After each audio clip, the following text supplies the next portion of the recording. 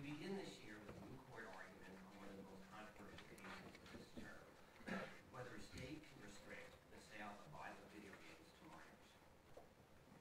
In October 2005, California enacted legislation forbidding the sale or rental of violent games to minors. The law also required that violent video games be labeled as such. Before taking effect, several game associations filed a lawsuit claiming that the law unconstitutionally violated the First Amendment. In February 2009, the Ninth Circuit found the law unconstitutional, refusing to extend Supreme Court cases that allow the state broad leeway to regulate the sale of sexually explicit materials to minors. The court instead concluded that strict scrutiny was appropriate and that the state would need to show that the law in fact was necessary to prevent psychological or neurological harm to minors, a burden it failed to meet. The state appealed, and on April 27, 2010, the justices agreed to review the Ninth Circuit ruling. With that bit of background, it's time to begin on the court.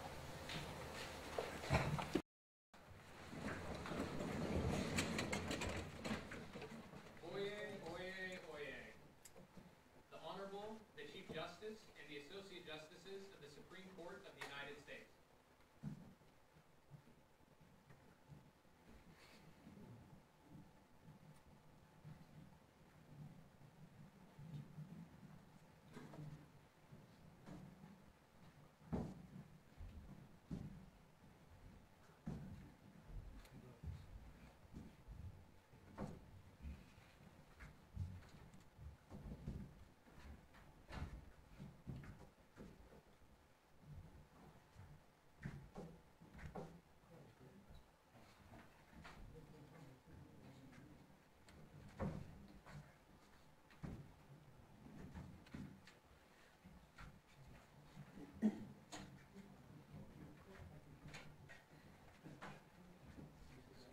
All persons having business before this honorable court are admonished to draw nigh and give their attention, for the court is now sitting.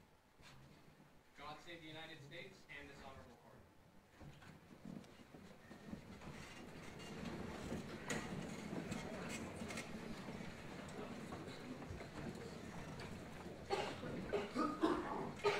We will now hear arguments in number 08-1448, Schwarzenegger versus Entertainment Merchants Association. Mr. Cruz, I understand that you want to reserve 5 minutes for rebuttal. Madam Chief Justice, may it please the court. This court has long recognized that the rights of minors can be curtailed in fundamental respects. The right to vote, the right to marry, the right to contract, the right to travel, the right to consent to medical treatment. All can be denied minors or substantially limited. The question in this case is whether, unlike those fundamental rights, the right to purchase violent video games is somehow different, somehow specially protected for minors, and constitutionally exempt from restriction. Mr. Cruz, don't we assume as the starting position that a content restriction on speech is subject to strict scrutiny? What standard are you asking us to apply? Justice Greenhouse, not necessarily. It is certainly true with respect to a content-based restriction that applies to adults. The standard starting point is strict scrutiny. Nonetheless, there are two aspects of this statute that render it different from an unconstitutional content-based restriction. Number one, that it applies to minors and only minors. And number two, that it is specifically focused on extremely violent depictions. Beginning with number one, that it applies to minors and only minors, I would suggest the analysis this court applied in the Ginsburg case applies in a very powerful way to this case. In the Ginsburg case, this court upheld a New York statute criminalizing the sale of materials that were not obscene. And the court, Justice Brennan writing for the court, no shy defender of the First Amendment, Justice Brennan writing for the court focused on two interests. Number one, first of all, as the court said, constitutional interpretation is consistently recognized that parents claim to authority in their own household to direct the rearing of their children is basic in the structure of society and justifies stronger standards penalizing the sale of what would otherwise be material fully protected by the First Amendment. The second interest was that the state also has an independent interest in the well-being of its youth. Those were the two interests the court focused on in Ginsburg. I would suggest they're precisely the two interests that the California legislature focused on in this case in passing this statute. Counsel, is there any evidence in the record as to either of those? First, of parents wanting to control their children and being unable to do so in the absence of this legislation, or secondly, that children are psychologically traumatized, depressed, suicidal, losing self-esteem, they're in some way psychologically harmed as opposed to perhaps engaging in some conduct that could harm others? Yes, Your Honor, there is extensive evidence in the record on both of those questions.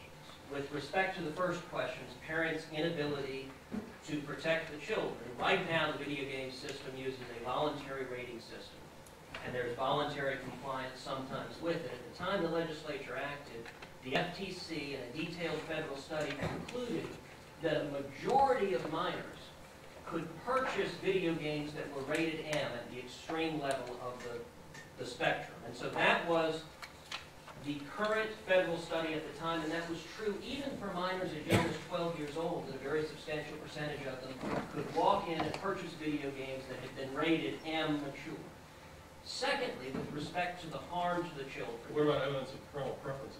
It doesn't say anything about what parents want.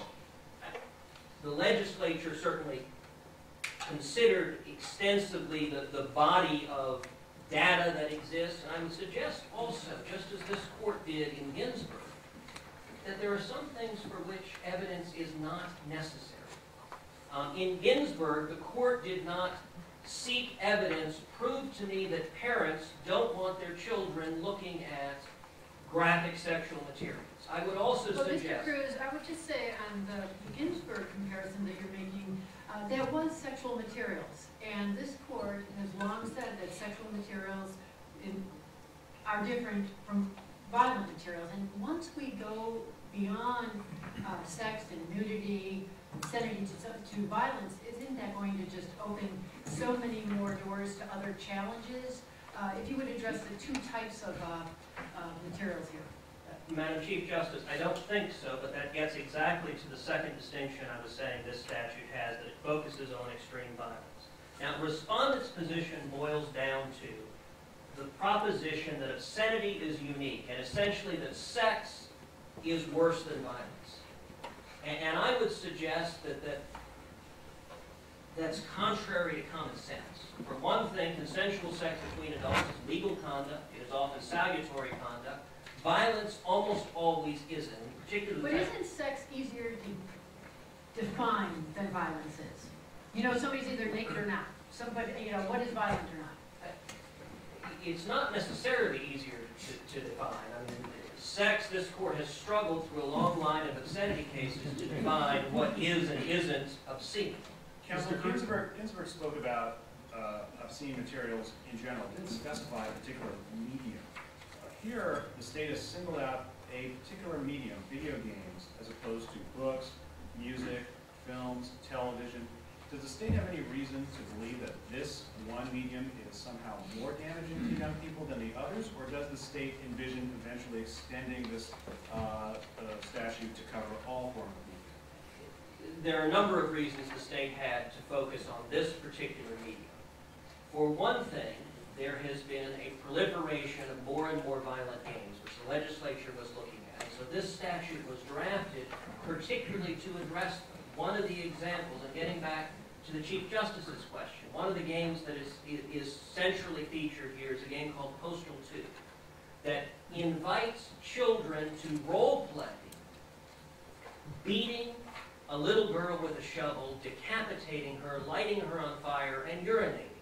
Now, I would suggest that no evidence is needed whatsoever for the proposition that a great many parents would be displeased if their children do it. There's already evidence, for instance, that lyrics, without any images, have inspired some children to take their own lives. Suicide Solution was a song. We've had civil litigation involved after teenagers took their lives directly as a consequence of playing lyrics that encourage them to do so, why not go further and remove all these dangerous materials from children's access? Well, the legislature was addressing one problem before it. I would note that video games, unlike music, it can be difficult for parents to tell what is in there. With a song, you can listen to the 5-minute song. When your child buys a CD, you can sit down and listen to it and say, if I don't like these lyrics, you're not allowed to listen to it. With a video game, sometimes the violent activity can be hours or hundreds of hours in, only after you've played at a level of skill that most parents, when they just see the video game, can't tell what's there. Mr. Cruz, excuse me, these video games, as I understand it, involve the individual, the minor in these cases, with actual interactive involvement in the script, so to speak. Actually manipulating the player to do the violent acts himself in some simulated violence that the individual players involved.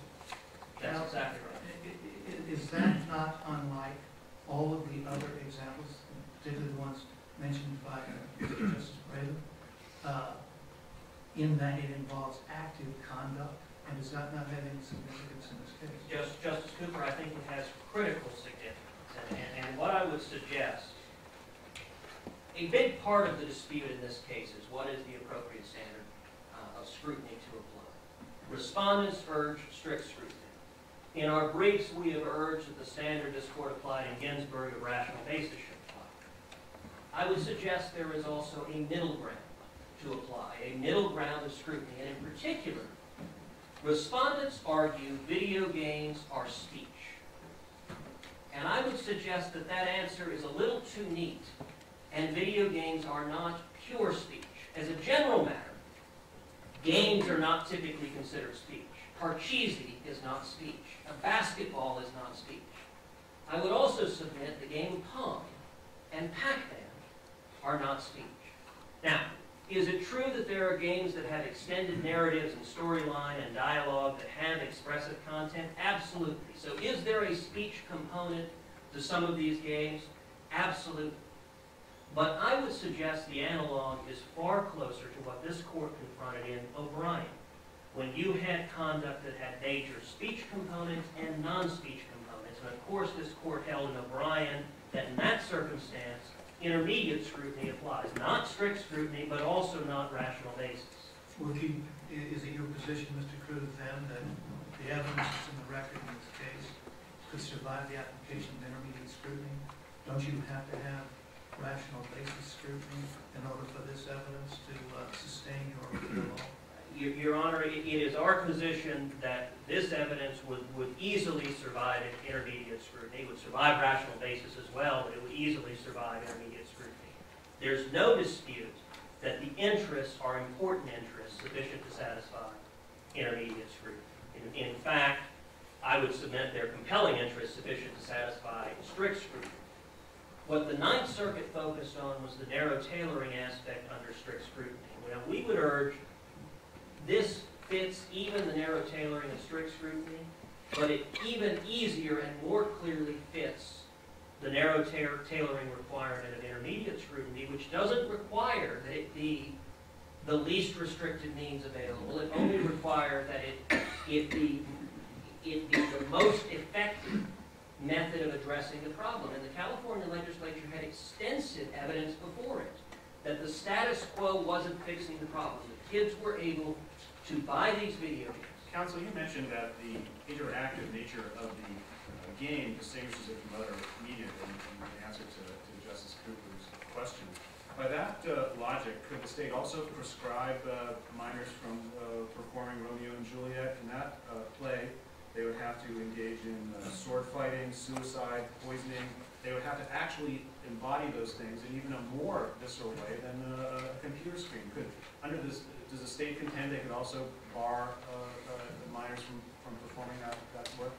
The state does not contend that. And this, how do you defend that? well, at a minimum, this statute was narrowly drawn. The legislature wasn't acting willy-nilly here. It was attempting to embody standards that reflected this court's jurisprudence. So one of the elements of the standards that the legislature adopted is that a violent video game, among other things, is so violent that it causes the game as a whole to lack serious literary, artistic, political, or scientific value for minors. That is, of course, taken directly from this court's decision in Miller and its obscenity jurisprudence.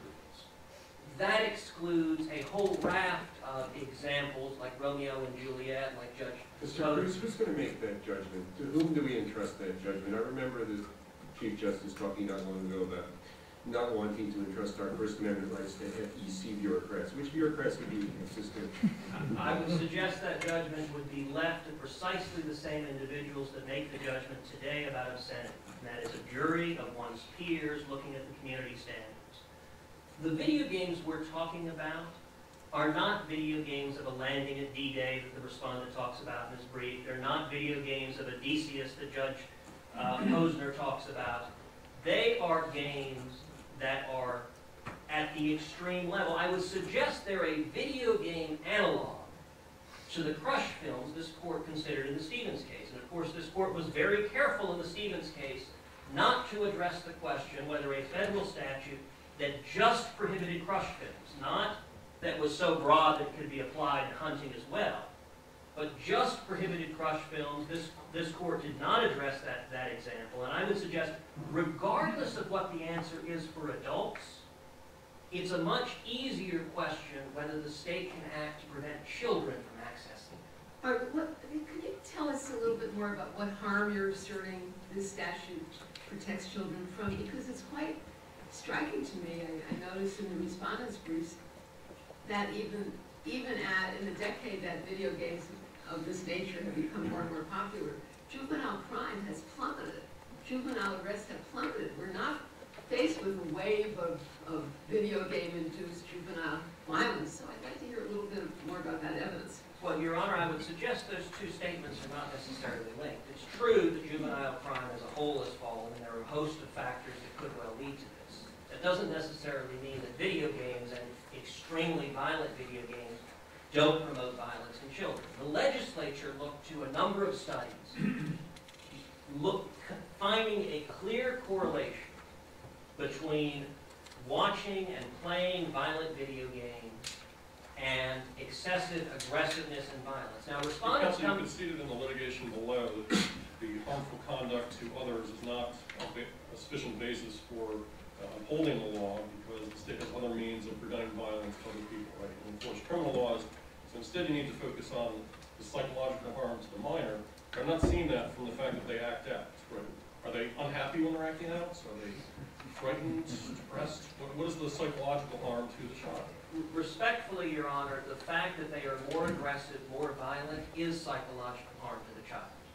That is harmful to the child, and I would note, respondents come back and say, well, there are data showing correlation, but there is nothing proving causation. And indeed, that's what the Ninth Circuit said, is that the data don't prove causation. It's interesting, because almost the verbatim argument was raised and rejected by this court in Ginsburg. Ginsburg said, but the growing consensus of commentators is that while these studies all agree a causal link has not been demonstrated, a causal link between looking at so-called girly magazines in Ginsburg and harm to the child, they are equally agreed that a causal link has not been disproved either. And in Ginsburg, they said that's enough. But counsel, that was enough under the rational basis test. The rational basis test has never required proof of causation.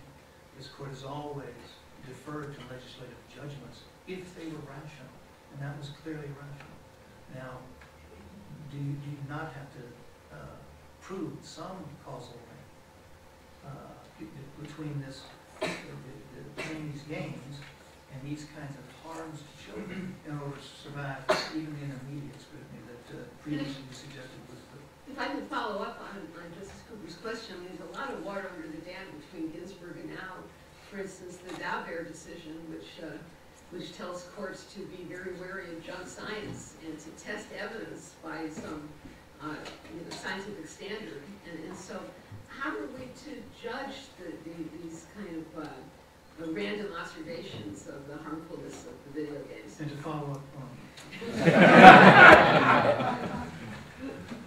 on that question, was this evidence in any way excluded or even try to answer those questions. And I would respond in 2 ways. Number one, what the Ninth Circuit did is it engaged in a battle of experts. And it got into, well, this expert argues this, but the other side's experts argue this. It began weighing the public policy evidence on one side or the other. I would suggest that's precisely what legislatures are for. That is not a task that courts are particularly suited to do, to analyze the social science data behind the disputing side. Is it true that both sides have their experts? Yes. Which is exactly why this is well suited for legislatures to look at. Secondly, I would make a point. There are some propositions for which data and evidence are not required. The proposition that having 10-year-old children pretend to beat a child to death, light her on fire, and urinate on her is harmful to children. This 10-year-old would get the video game how they cost $50 or $60, and I think you can see the parent is entitled to it. The parent wishes to buy the video game for the child. So the 10-year-olds are streaming into the stores with $60 a piece to buy these video games. In the modern time, there are certainly 10 and 12 and 13-year-olds that have sufficient money to buy these games, and there is no disputing. You know, it is certainly true that parents can choose to have their children play these games. But the proposition that the vast majority of parents would not wish for their children, if they knew this, if they knew they were acting out this gratuitous violence. So, counsel, why do you even permit parents to give it to children? Why don't you just ban it and consider it child neglect when children use it? Among other things, I don't think the state could do that constitutionally, because the predicate of Ginsburg and the predicate here is that parents are the ones best suited with rearing their children, with making the decisions what materials are suitable or not. This court focused in Ginsburg that the magazines that were criminal to sell to children there, a parent could buy and give to his or her child.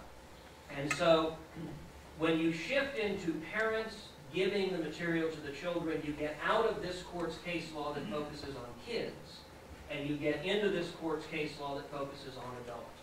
We don't dispute that if this law prohibited these video games for adults, it would raise very grave constitutional issues. Mr. Cruz, I'd like to come back to my question. How does your social science establish a causal link if we conclude that the intermediate level of scrutiny applies to your case? And assume for a moment that the notion that some propositions don't require evidence is not going to win the day for you in a First Amendment case. Mr. Cruz, let me just say, your time is up, but please answer the question. The data do not conclusively demonstrate causation. They demonstrate only correlation. That was precisely the same as the data in Ginsburg. Thank you.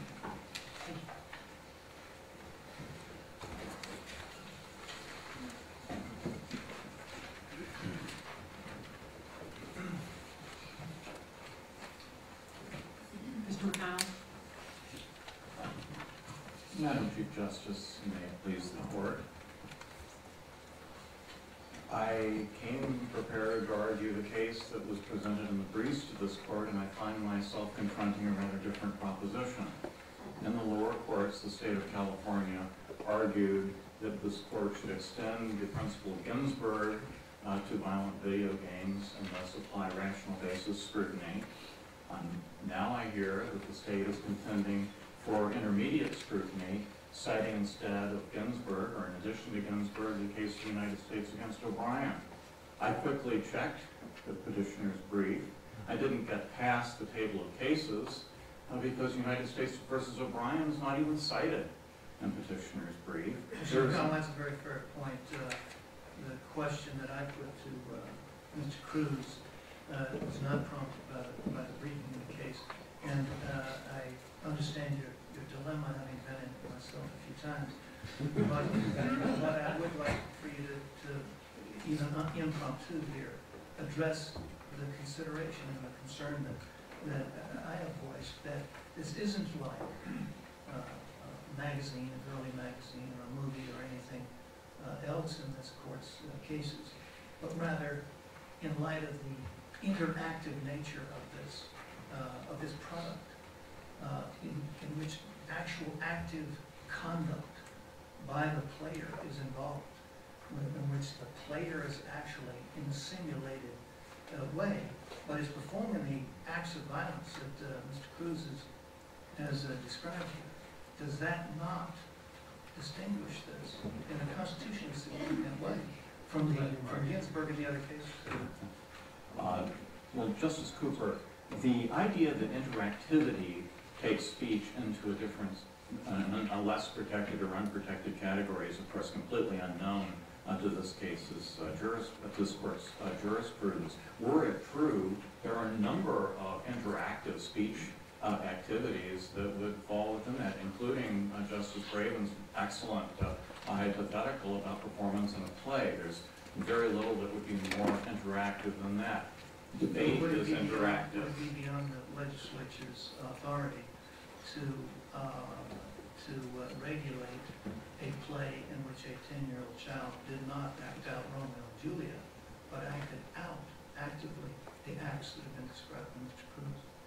I think you would have exactly the same case you have here. You would have content-based restrictions upon speech. And conduct. And if it is so harmful, of course, it isn't absolutely protected. If it is so harmful, let the state come in with its evidence and show that it meets the appropriate standard of scrutiny, which I believe is strict scrutiny. I also believe that this would clearly fail under intermediate scrutiny. I think it fails under anything other than the most passing application of rational basis scrutiny. And why should we extend Ginsburg? Why is it that communication about violence is worthy of greater protection than communication about sex? Well, the question isn't really what is more worthy. Ginsburg did not, as interpreted by this court in subsequent cases, Ginsburg did not rest upon cost-benefit analysis about obscenity. It rested upon what the court has called a traditional, long-standing prescription. That is part of the historic understanding of what the freedom of speech is in the Anglo-American legal system. There are certain categories that have always been understood to fall outside of that. There is defamation, there's obscenity, there's fraud, there's incitement, there's speech that's incident to criminal activity.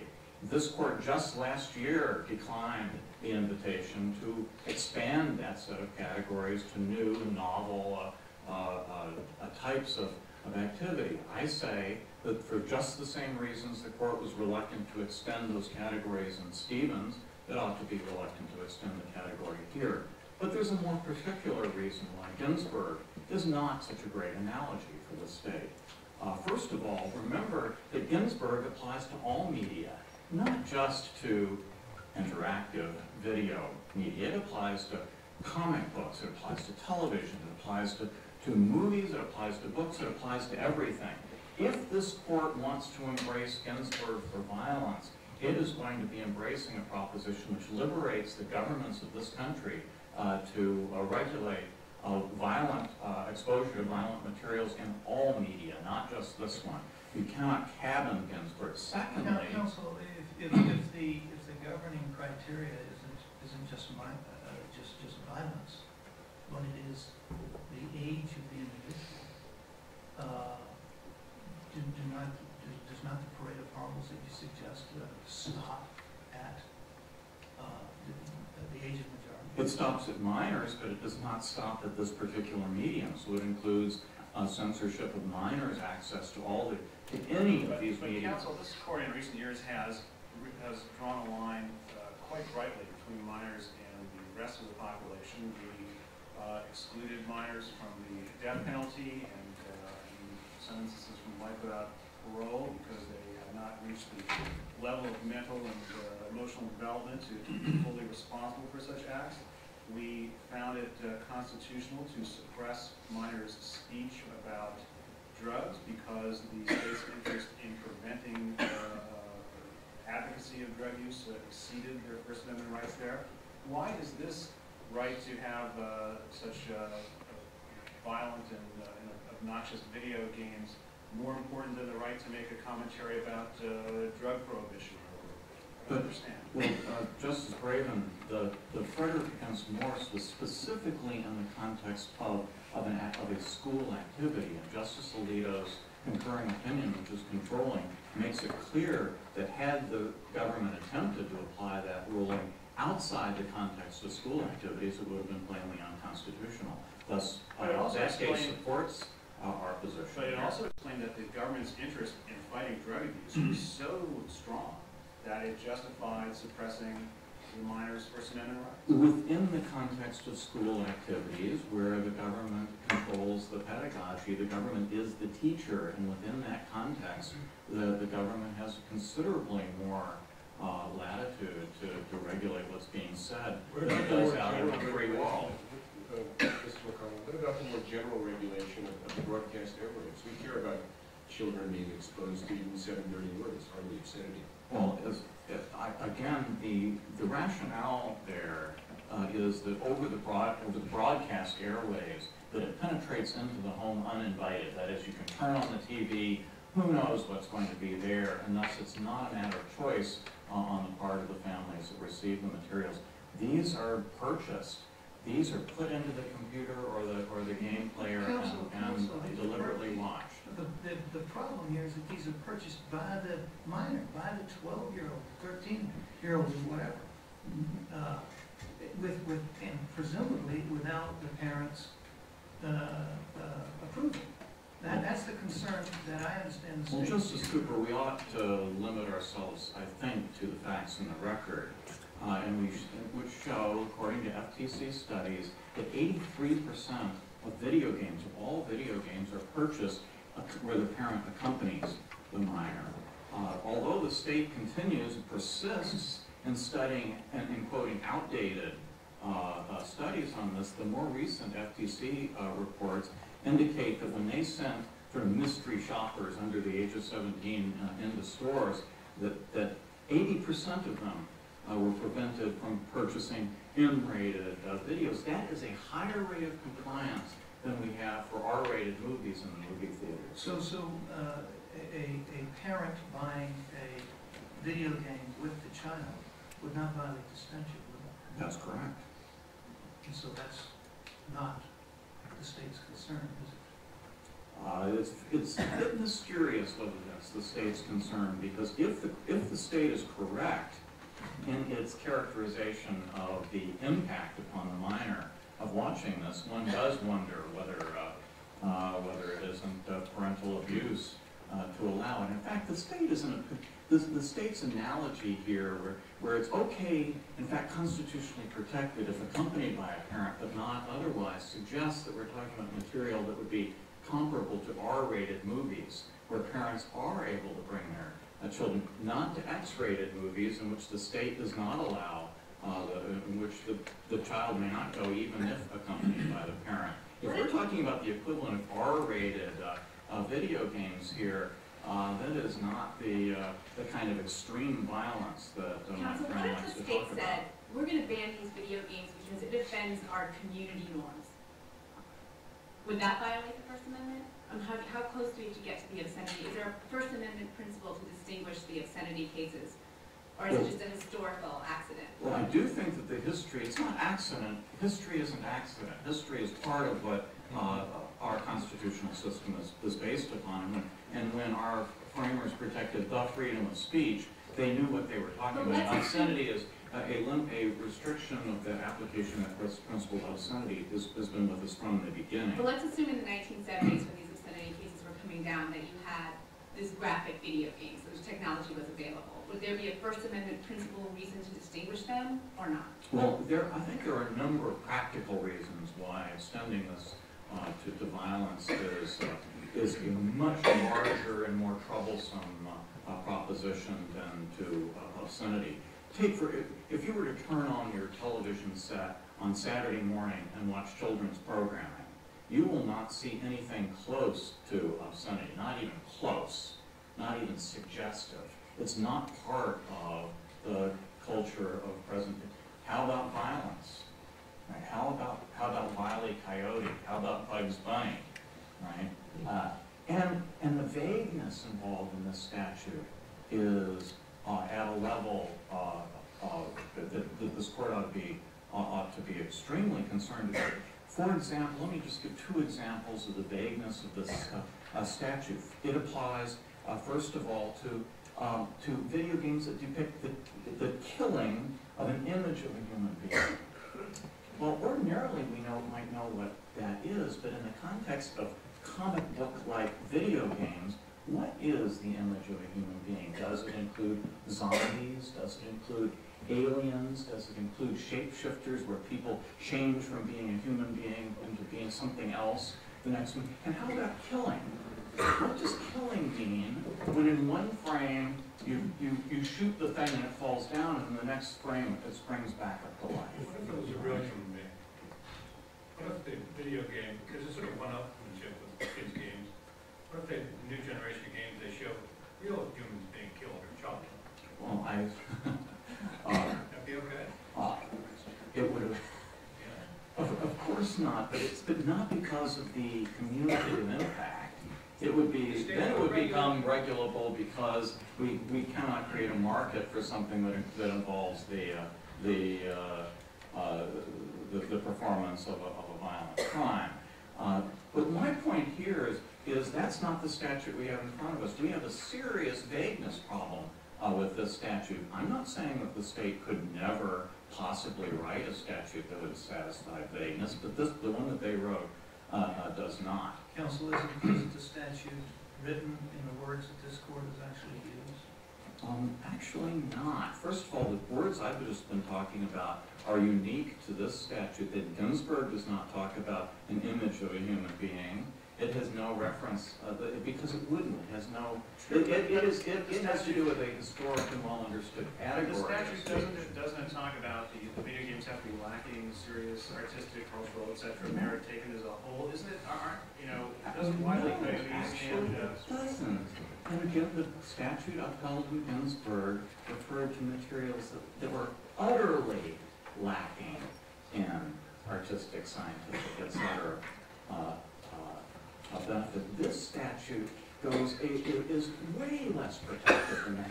It requires, its language is that the game lacks serious literary, artistic, political, or scientific value. And just last year in United States versus Stevens, this court emphasized that language, serious value, needs to be taken, in this court's words, seriously. It means something. It means something quite different than utterly. And I want to make sure I'm understanding you fully, Mr. McConnell. You're saying that if instead of saying serious literary or artistic value, if the statute was written to say utterly lacking in artistic and literary value, it would somehow be constitutional? Justice Skupik, in the list of the multitudes of constitutional flaws in this statute, if it said utterly lacking, there would be one fewer to check off. And I would also, in thinking about, talking about Ginsburg, I here remind the court that Ginsburg did involve one of these traditional categories in which the speech, the underlying category of obscenity, is one that can be made illegal even as to adults. And so all that Ginsburg holds is that the state may, under some circumstances, alter the definition so that it's obscene as to whom. Well, obscene as to a minor might be slightly different than obscene as to an adult. Here we're talking about a category of speech which is not prohibitable as to adults. So it is not merely a matter of adjusting the definition of what is to be prohibited. It is creating a whole new category of prohibition. Counsel, these video games made a mistake and had a few sex scenes in them. You agree that the state could regulate those? If it meets the standards of Ginsburg, the state could regulate them, yes. But chopping somebody up, stabbing them, even a very realistic, looks like video taken, the most raw violence, you could not touch that. The state could not regulate. That is right. But let me just say what I think is really going on here is that I believe that this court accepted the pre-existing exceptions to the free speech principles, not because they necessarily made logical sense under some sort of cost-benefit analysis, but because of history and tradition. And I think that in Stevens, I don't think that if Ginsburg were decided on the basis of a cost-benefit analysis, that it would come out the same way. Instead, so what this court has said is we are not going to backtrack on those historic exceptions, but nor are we going to add them. That is the holding of the Stevens case last year, and there's good reason for that, because as we open the door to more and more categories of exceptions from freedom of speech, each of these exceptions has a grow like Topsy possibility to them. And so the state now controls the messages to which children are exposed fairly extensively, including expression of messages to children that are perfectly permissible, could not be prohibited as between adults. So there are state laws that require children to go to public school unless parents opt them out, and states heavily regulate what is taught in the schools, content-based restrictions. You may not teach racism and sexism. In some states you have to teach sex equality. Race equality, you must teach abstinence only. You can't teach sex is good, just be careful. In the family law context, courts routinely tell order parents not to say anything that might imply disparagement to the other parents. Are these all unconstitutional controls of what messages children are receiving? Well, Justice Dwyer, I don't want to give one answer for a whole series of questions that involve quite different constitutional doctrines. But let's begin with school. Yes, the government has a right to require that all children be educated. No, it does not have the right, as we know from Pierce against Society of Sisters, to say that all children have to be educated in government schools. People, institutions, churches, families have a right to create alternative schools, and they don't have to teach the messages that you're talking about. And so government is able to convey its messages, it's part of its right of speaking. Parents are able to create alternatives if they wish. It is not a regime, in fact. Well, what's the difference with this? I mean, the parents have the right to give these games to minors, just as they have the right to pull them out of public school. Isn't the statute consistent with that structure you described? I don't think so, Your Honor, because in this case, essentially what you're doing is you're telling an industry that it may not sell, it may not distribute materials that violate certain very ill-defined norms, right? It's not, this statute has nothing to do with parents. Parents were not mentioned below. The statute states its purpose. It doesn't mention assisting parents. The idea that parents are being facilitated was not argued in the lower courts. What the statute says is that the industry cannot sell these particular games that fit this definition to minors. The age cutoff is 18, is it not? That's right. Okay. Is there no age at which the state could regulate and prohibit the sale of these games? Is there no age at which a properly drafted, properly limited statute with proper evidence might be sustained? I'm not going to say that there's not. What I'm saying is that this statute, as badly written as it is, as overbroad and vague as it is, as poorly supported as it is, where the evidence presented does not focus in on the regulatory issue, and I'd be happy to talk about that, cannot be sustained. Okay, so the First Amendment would not protect. Are you then saying that such a statute as you've just described might survive strict scrutiny?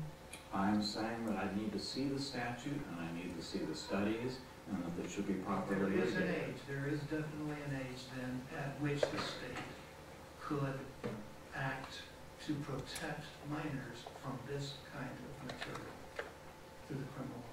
When you say this kind of material, a great deal of the difficulties, we do not know what this kind of material is because we have a statute that is so poorly drafted that we don't know what it means. A statute drafted with sufficient clarity that it reached the kind of material that Mr. Cruz has described. It is quite possible that I can easily imagine that such a statute might satisfy strict scrutiny. Let me ask you this. Your industry has its own voluntary standards.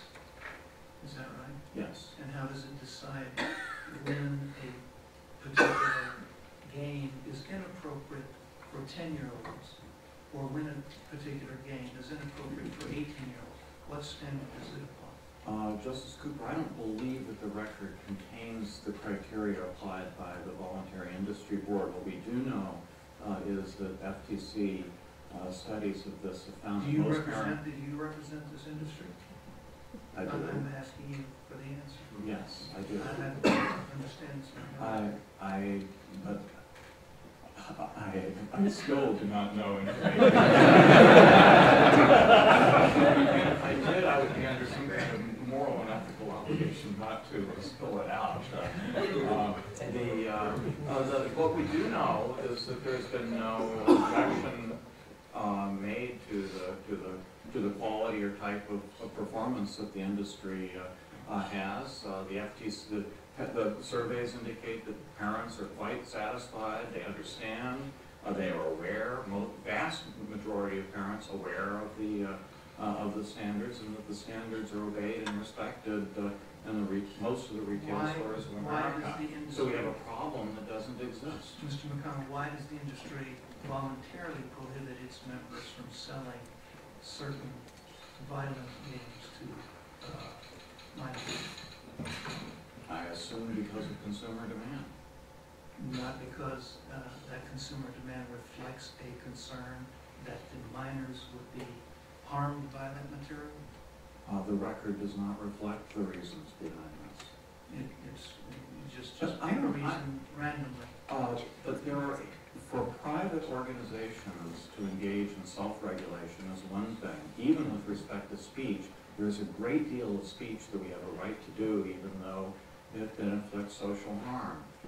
And in this case, when the industry has voluntarily engaged in self-regulation, there doesn't seem to be any pressing need for the government to step in. Well, I wonder if that is true. The FTC study that you have referenced frequently evidently indicates that a substantial percentage of minors are able, without the presence of a parent, to buy these kinds of games. And is the state stepping in simply to put some enforcement teeth into the very lines that the industry itself is drawing? Again, under the First Amendment, there is all the difference in the world between private industry, private people choosing to restrain their speech and having the government coming in and restraining it for them. So it doesn't seem to me that the presence of this voluntary system is an argument in favor of governmental intervention. It's an argument against, because it shows that this is not something that is narrowly tailored to any actual problem. It's an argument that shows that maybe it's not so hard to draw classifications for this type of material. Maybe it's not an impossible task, as you suggested, it would be for the state. Well, again, there may be a difference between industry groups who know what they're doing and having consistent standards, rather than putting this before what my friend calls a jury of your peers for a different, possibly quixotic, certainly unpredictable and inconsistent result in every individual case. Thank you, Mr. McConnell. Your time has expired. I have a question. Madam Chief Justice. Well, you know. That's all right. I can forego it. It's all right. The life of the junior justice. Yes. Actually. I think she's going to allow it. So I'll try it and say, let me know. Incredibly short, Yeah. because we're going to have to extend Mr. Cruz's time, so if you could briefly say it, briefly answer it, we'll The cutoff age is what age? 18. 18. And your representation is that under the statute as it's drawn, if the parent authorizes the purchase by the person under 18, then it may be sold. Is that correct? That's my understanding of the statute. Thank you so much, But Mr. McConnell. is it also the case that the blanket permission, so the under 18 person would simply carry around with them a card signed by the parent, saying, my child, Susie Smith, shall be... The statute makes no provision for that. You say it would be consistent or not allowed by the statute? It would not be allowed, at least the statute doesn't make provision for it. Thank you so much. Thank you. Since we're not in the real court, we do indulge each other. Okay. Mr. Cruz, you've got 5 minutes.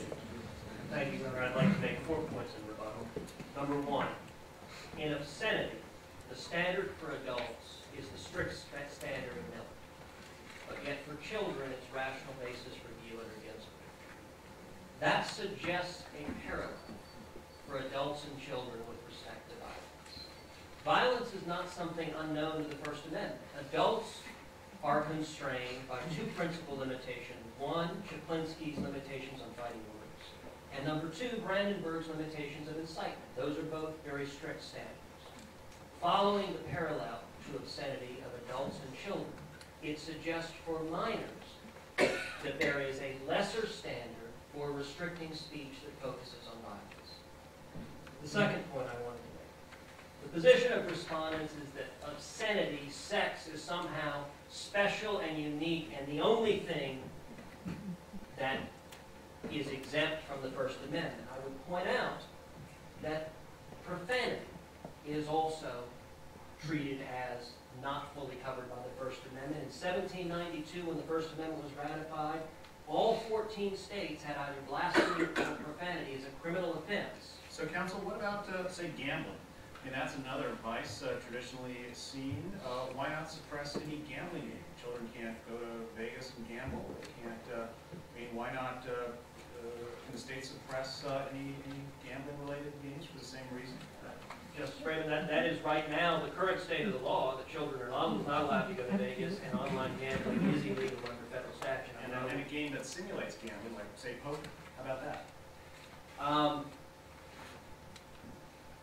That would depend on the evidence. I doubt that would be permissible, but it is... strip poker. A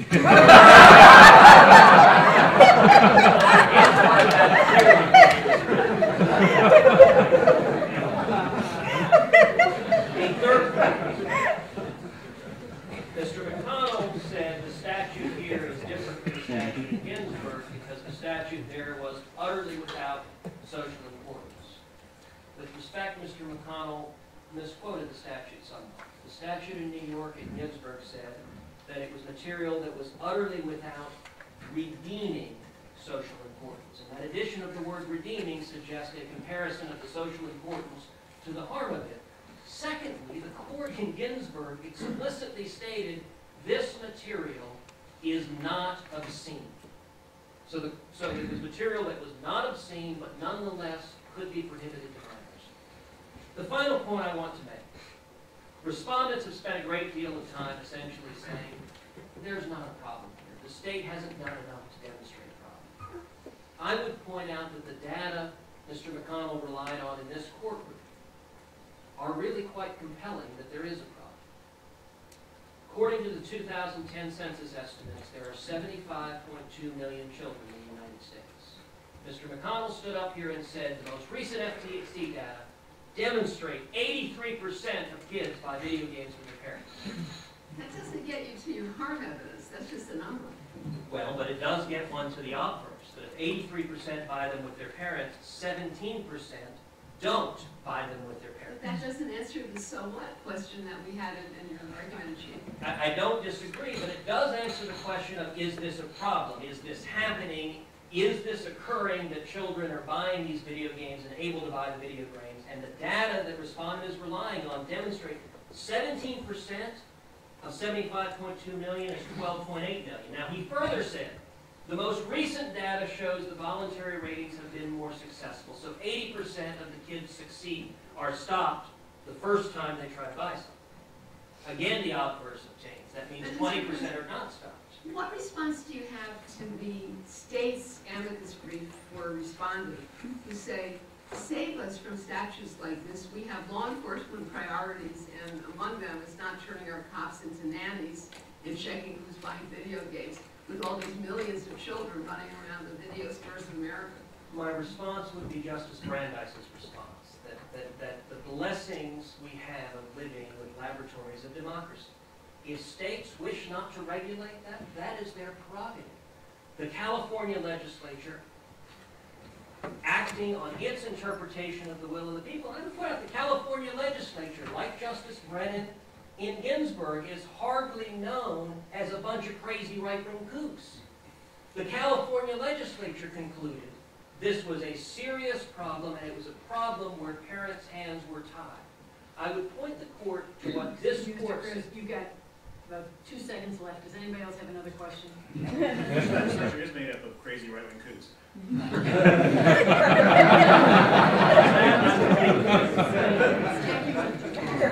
Case is submitted.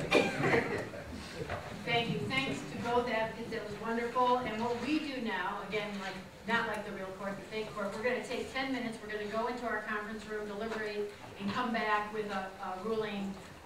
So during this 10 minutes, talk among yourselves. Thank you.